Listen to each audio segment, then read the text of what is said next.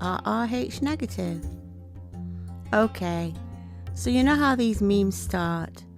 Some ill-informed person decides to start a rumour without checking the facts, and then posts it up on the internet.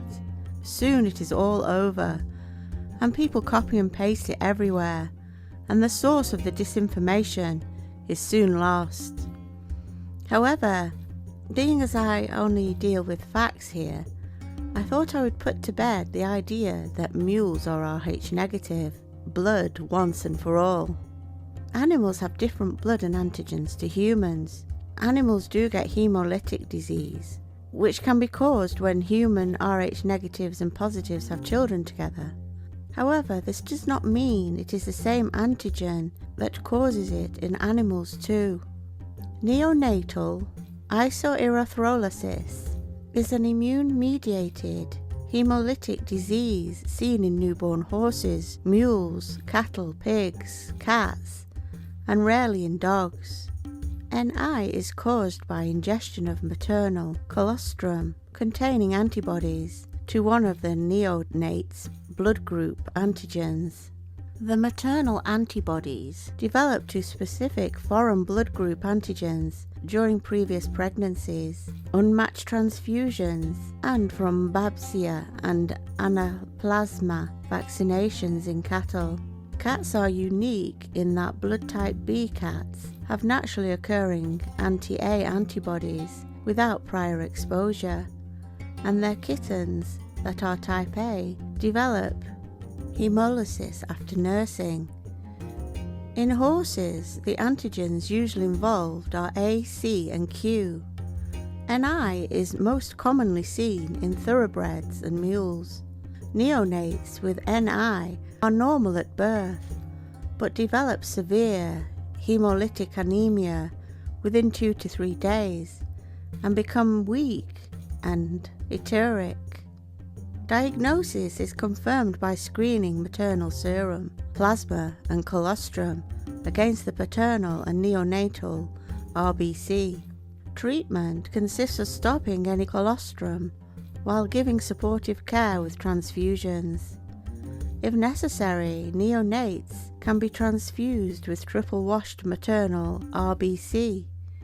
NI can be avoided by withholding maternal colostrum and giving colostrum from a maternal source free of the antibodies.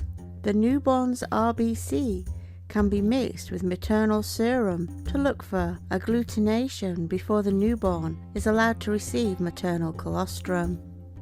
On these fantasy sites, they also use the fact that mules are sterile as a way of comparing it to Rh negative women having trouble with babies that are Rh positive. A mule is the product of 2 different species, a horse and a donkey, mating with each other. Mules are always sterile because horses and donkeys have different chromosome numbers. For the mule, having parents with different chromosome numbers isn't a problem. During mitotic cell division, each of the chromosomes copies itself and then distributes these 2 copies of the 2 daughter cells. In contrast, when the mule is producing sperm or egg cells during meiosis, each pair of chromosomes, one from the mum and one from the dad, need to pair up with each other, since the mule doesn't have an even number of homologous pairs. His parents had different chromosome numbers. Meiosis is disrupted and viable sperm and eggs are not formed.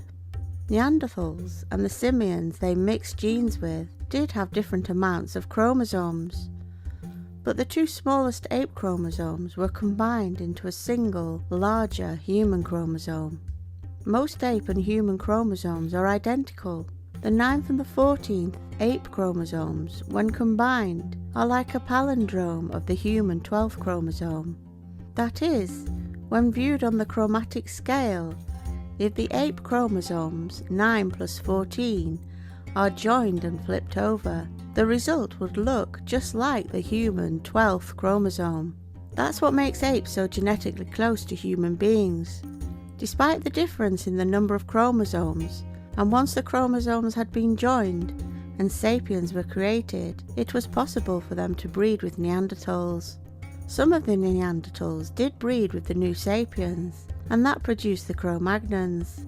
It was harder for them to reproduce this way, but it was possible, even though the Rh factor was different. Even though Neanderthals and the simians started out as not being able to breed with each other, after genetic engineering it was possible. The sapiens could of course breed very easily between themselves. Two people with Rh negative blood can have children normally, as can two Rh positives. The only problems occur when the parents are incompatible, and it doesn't matter which way around it is. Like so. An Rh negative father with an Rh negative mother will have a normal result. An Rh positive father with an Rh positive mother will have a normal result. An Rh positive father with an Rh negative mother will have problems.